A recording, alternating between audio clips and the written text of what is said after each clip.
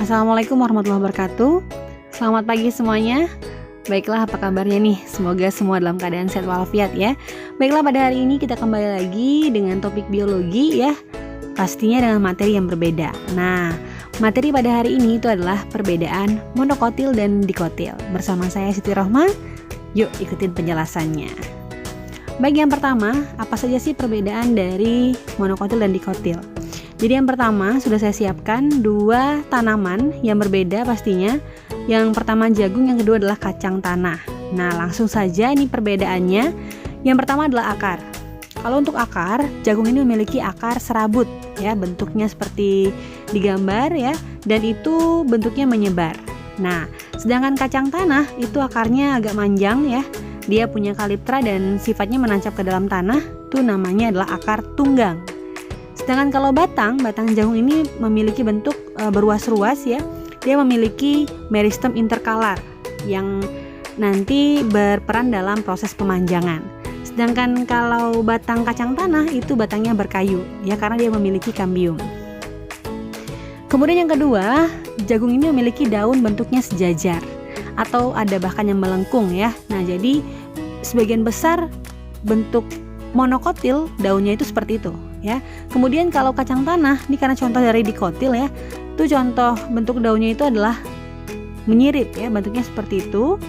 Kemudian buahnya terbuka kalau jagung, sedangkan kalau kacang tanah itu buahnya tertutup. Kalau untuk biji, jagung itu berkeping satu sehingga dikelompokkan dalam monokotil, sedangkan kalau kacang tanah itu berkeping dua ya, dikotil. Nah, berikutnya kita lihat dari akarnya ya. Kalau untuk akar tanaman monokotil dan dikotil itu bentuknya seperti ini ya. Yang sebelah kiri saya itu tunggang, itu adalah akar dikotil. Kemudian yang samping sini adalah akar serabut, bentuk untuk akarnya monokotil. Kemudian berikutnya ini adalah akar secara anatomi ya. Sebelah kiri itu adalah dikotil, dilengkapi dengan epidermis, korteks, endodermis, perisikel ya. Ada juga floem, xilem, rambut akar, itu untuk dikotil. Sedangkan kalau untuk monokotil sama sebenarnya ya, cuman bentuknya saja. Untuk xilem dan floemnya itu berselang-seling ya, berselang-seling. Sedangkan kalau untuk dikotil ya, di luarnya itu floem ya, di bagian dalamnya itu adalah xilem. Berikutnya kita lihat perbedaan dari monokotil dan dikotil dari segi batang.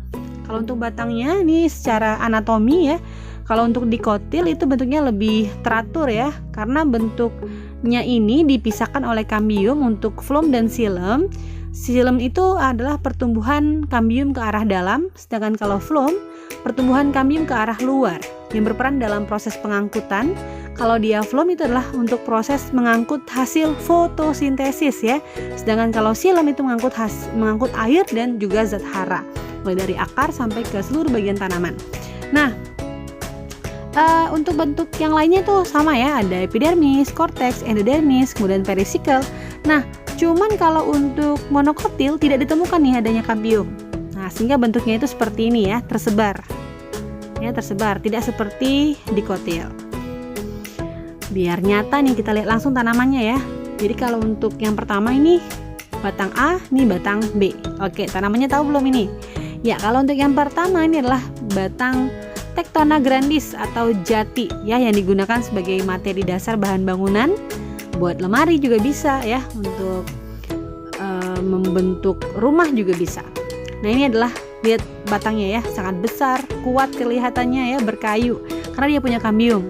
Terus bagian dikotil semua seperti itu. Tapi kalau untuk monokotil nih contohnya adalah ilalang ya, Imprata cylindrica. Ini batangnya kecil-kecil, kurus ya, dan tidak sebesar jati pastinya ya, karena dia tidak punya kambium. Oke, udah tahu perbedaannya ya. Nah, berikutnya ini daun. Kalau untuk daun, nih daun apa nih yang sebelah kiri nih? Tahu pasti ya? Betul sekali tuh, daun singkong atau Manihot utilissima ya. Bentuk daunnya menjari. Jadi kalau dikotil itu bentuk daunnya menjari, ingetin ya. Sedangkan satu lagi, ini adalah contoh dari jagung, zeamais ya. Tadi sudah kita bahas nih di awal. Contoh bentuk daunnya itu adalah sejajar. Oke ya, seperti itu ya. Sejajar. Ini contoh untuk daun monokotil. Jadi kalau ketemu tanaman bentuk daun seperti itu, langsung kelompoknya adalah monokotil. Secara yang berikutnya nih ya, bentuk lain dari daun monokotil dan dikotil. Ini ada jambu biji ya. Nama ilmiahnya adalah Psidium guajava. Bentuk daunnya seperti itu ya. Ini adalah bentuk daun menyirip. Jadi menyirip menjadi ciri dari daun dikotil. Sedangkan yang bentuk seperti ini itu adalah sejajar ya. Ananas chromosus itu adalah nanas. Nah, catatan nih ya. Sebagian besar kalau nanti kalian ujian nggak tahu tuh nama ilmiah dari tanaman apa, cuman ada tanda-tanda nih seperti ananas chromosus berarti nanas ya. Kemudian ada mangifera indica, mangga itu adalah mangga. Kita biasa beli jus jambu biji, ada guajava itu adalah jambu biji ya. Oke, berikutnya satu lagi nih biar tambah paham. Ini ada pohon apa nih? Dari buahnya aja udah gede ya. Itu adalah pohon nangka ya. Artocarpus heterophyllus, ini contoh nangka, kelompok dikotil. Lihat saja dari batangnya, bentuk daunnya udah kelihatan itu menyirip dan juga batang berkayu ya. Ini adalah dikotil. Sedangkan satu lagi nih, ini adalah salak ya. Salaka zalaka, ini adalah contoh monokotil dengan bentuk daunnya panjang kemudian sejajar ya. Oke, berikutnya nih daunnya secara anatomi. Kalau dilihat secara anatomi bentuknya seperti ini. Ingatin ya, sebelah kiri ini adalah yang tidak teratur itu monokotil. Jadi bentuk mesofilnya mana palisade, mana spons itu tidak bisa dibedakan. Sedangkan kalau pada dikotil yang atas itu ada palisade ya, itu ada tandanya palisade. Bentuknya itu panjang-panjang seperti tiang, maka disebut dengan jaringan tiang.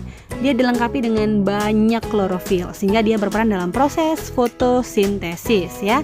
Sedangkan yang di bawahnya itu juga ada klorofil ya, cuman lebih sedikit.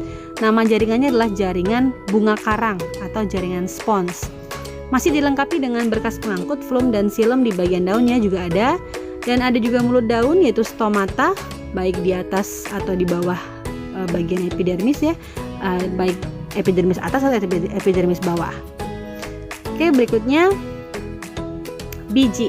Kalau biji dikotil jelas dikotil berarti kotiledonnya berkeping dua seperti ini ya.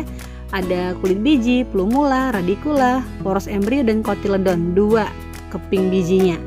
Kemudian kalau monokotil keping biji ada satu nih ya. Untuk bagiannya sama, ada plumula, seludang, radicula, poros embrio, endosperm ya, jaringan buah dan juga kulit biji. Nah, oke ya. Satu lagi nih terakhir, bunga.